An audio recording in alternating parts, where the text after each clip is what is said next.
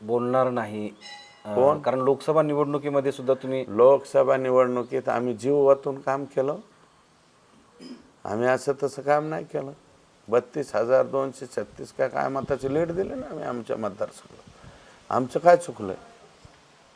मग तुमचे कार्यकर्ते विधानसभेला डायरेक्ट शिट्टीचं काम कसं काय करा? आता ही जे शिट्टीवाले पाडलेले त्यांना कारखान्याची परवानगी हे ते कुठून येते आम्हाला कळत नाही का?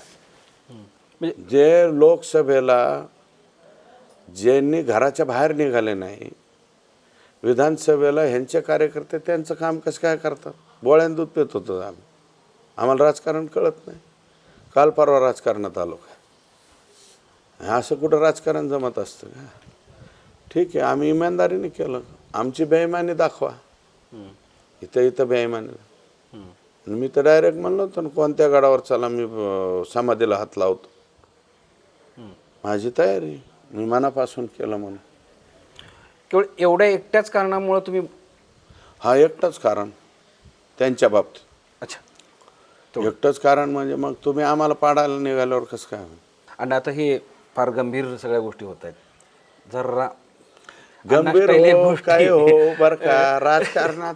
अहो नाहीतरी आमचा बाप कोण होता? आमचा बाप कोण होता? ग्रामपंचायत सदस्य नव्हता ना. मग आम्ही ग्रामपंचायत सदस्य नाव राहू. मेरे पास क्या था क्या गया? लूटने के लिए हमारे पास कुछ नहीं है ना.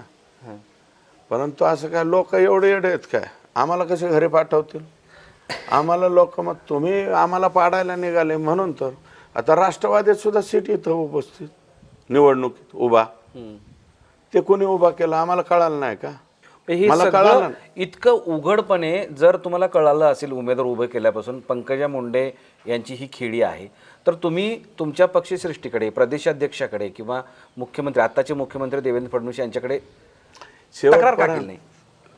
शेवटपर्यंत असं वाटत होतं की असं काय होणार नाही, धोका होणार नाही असं वाटत होतं. पण ज्या दिवशी झाला त्या दिवशी डायरेक्ट डिक्लेअर. बूथ उघडे पडल्यावर काय? मतदानाचे बूथ उघडे पडले.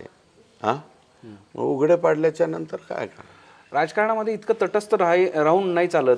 कॉम्प्रोमाइजिंग.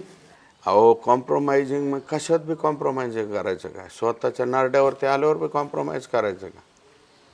काय कॉम्प्रोमाइज करायचं? म्हणजे तुम तुम्हाला हमको हमारा नारडा घसरो आणि हम तुम्हारे साथ कॉम्प्रोमाइज करते, ऐसा कैसा चलेगा? असं नाही चालत. म्हणजे तुम्हाला पराभूत करायचाच चंग मानला होता. 100%. 100%. पण माझ्या मतदारसंघाने नाही ना तसं होऊन दिलं. मी 10 वर्ष या मतदारसंघात नव्हतो ना. 2019ला माझ्या मुलाचा अर्ज होता काढायचं सांगितलं मी, आम्ही काढून घेतला.